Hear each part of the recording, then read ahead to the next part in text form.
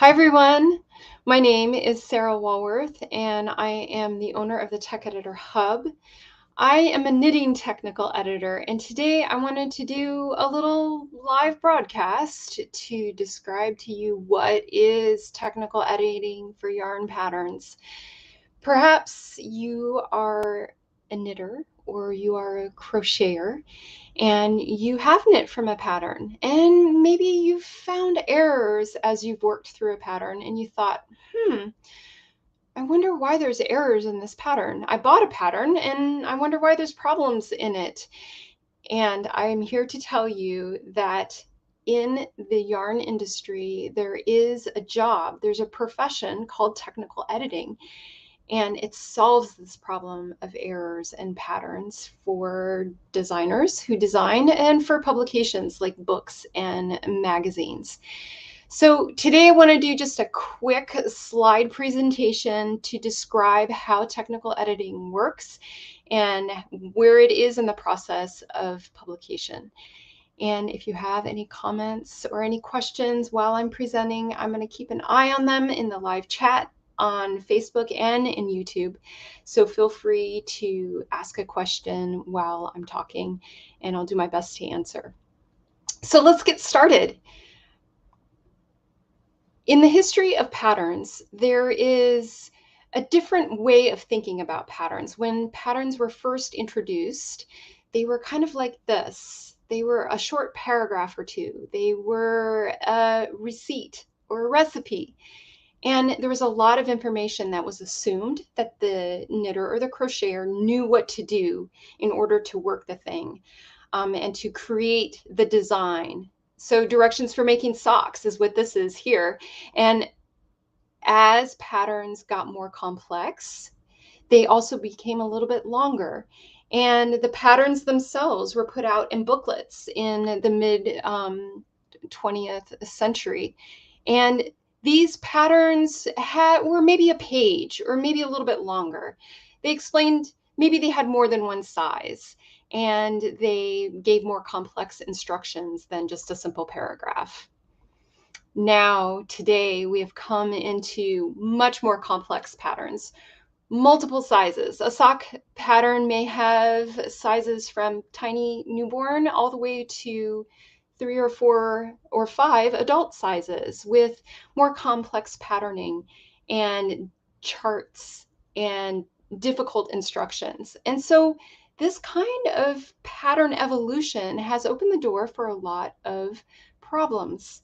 And of course, we as technical editors, we see patterns as a way to convey information from the designer who has an idea in their head to the maker that wants to create it on their needles or on their hook. But whenever you're conveying information, there can be an issue because perhaps this designer has had a lot of time in this pattern and maybe they stop seeing the errors that they've made in their design and in their writing. So let's talk a little bit about why tech editing is important. Tech editing is important for 3 big reasons. Anyone can sell a pattern right now. There's no limit to publication. It used to be that patterns could only be offered if you were hired to create a pattern for a book or a magazine. Or perhaps you could type it up yourself and sell it at your local yarn shop. But now, because of the internet and because of modern shopping websites, anybody can publish a pattern on a pattern website or on their own website and sell it as a product. So you want to stand out. If you notice this blue butterfly within a sea of yellow butterflies, your pattern has to stand out and has to be excellent in order for people to really enjoy making it. And if someone is paying for a pattern, generally speaking, you want it to be accurate and complete, correct? And here's the thing. Those reviews that you get from your pattern makers, from your customers, mean the world for your reputation as a designer and as a publisher. You want those 5-star reviews. So technical editing actually helps your reputation because it will ensure that your pattern is accurate, is complete, is correct. Lastly, a great pattern avoids frustration on the part of the maker and less frogging unless your puppy gets into it. And then, oh, well, that's super cute, but of course it would be really a hard situation to endure. But a great pattern comes from a collaborative effort between a tech editor and a designer, or a tech editor and a writer, or a tech editor and a publication. So what's the publication process today? How does a pattern get created? The first, and let me just move my little thing here so you can't see my face. Let me move this over here. The first phase is the design phase. This is where the independent designer either create something from their head and in their needles or their hook, and they create a written pattern for it, or they get commissioned by a magazine or a book to create a series of designs, or maybe one to be within a series. This design phase is super important because the designer is the one who is creating the item. They're making it not only with their hands or having a sample creator making it, and then they also are putting that information into written format and creating a pattern, which is a text document that's coded in the language of knit and crochet. And the next step then is the edit phase. The designer then sends their pattern to a technical editor, and the technical editor checks it for all kinds of issues, that it works well, that it's accurate and complete. It also in this phase will be put into a layout when the text is correct. Perhaps there will be charts created to help the maker follow along in the pattern. And there will be perhaps also schematics, which is a diagram of the design with the measurements of the finished piece. At the end, when everything is correct, everything is ready to go, and it's a beautiful pattern, then the PDF or the magazine or the book is published, and it's made available in the final stage to the makers, and the makers make. So this publication process is what happens now. And if you look right here, this technical editing part happens right after the design part. And this is super important. This technical editing stage is what I'm going to discuss next. So what is technical editing for yarn patterns? It is systematically checking every word, every part, every number in a pattern to make sure that it is accurate, clearly written and easy to follow. Everything's included, nothing's confusing. It will make what the designer intends. So if it's making a sweater, it actually produces a sweater. If it's making a set of mittens, it produces a set of mittens. Do technical editors knit and crochet the pattern? Is a question I get all the time. And the fact of the matter is that they don't. Technical editors rarely work with the yarn and the hook or the needles while they edit. They usually work in front of a computer or in front of their pad of paper with their calculator if it's a simple pattern. They visualize everything in their heads as they work. So we actually knit or crochet the pattern as we work through it line by line. They calculate and they check the stitch math in the spreadsheets, or like I said, with a calculator is also a way to do it. And then they mark any issues or errors in the document. And the beautiful part about technical editing is that it's complex for me. This is my tech editing checklist that I use when I edit patterns. And I think I counted, there's like more than 65 different steps that I go through in a pattern to make sure that it is all these things of accurate, clear, correct, and consistent. It's not a simple process because we're going word by word, step by step through the entire pattern. So here's an edit example on a PDF pattern. This is what it looks like. When we edit a pattern, we go through and we look at the text and then we mark things. This is on a PDF, so I'm using annotating software. And you can see all my little markings in pink and green and blue. And this is my notes to the designer. Hey, what about this? This might be an error here. Do you have gauge? And this is where the collaboration comes in, because these edits, these little notes, then the designer goes back and they make these corrections, or they take my suggestions and they fix things if they need to be fixed. And then we go back and forth until we get the pattern completely correct. And then usually we send it to testers, or we go ahead and publish it. And this stage of an editing pass is the beautiful part. This is what we as the editors are working on, and this is also what the designer has to do to correct their pattern. So let's try it out. Are you guys ready? So this is a little tiny knitting pattern. I don't have a crochet pattern because I'm not a crochet editor. I'm working with a friend to get an example for crochet.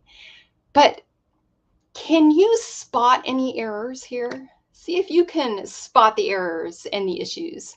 I bet that you could probably see one straight off the bat. If you're with me live, do you see any in here? And I'm going to go ahead and I'm going to show you. I'm going to mark these and work through from the beginning to the very beginning to the end of this line here where the cast on is. What's the first thing I see? If I run a spell check, is probably the very first thing that I do in a pattern when I receive it.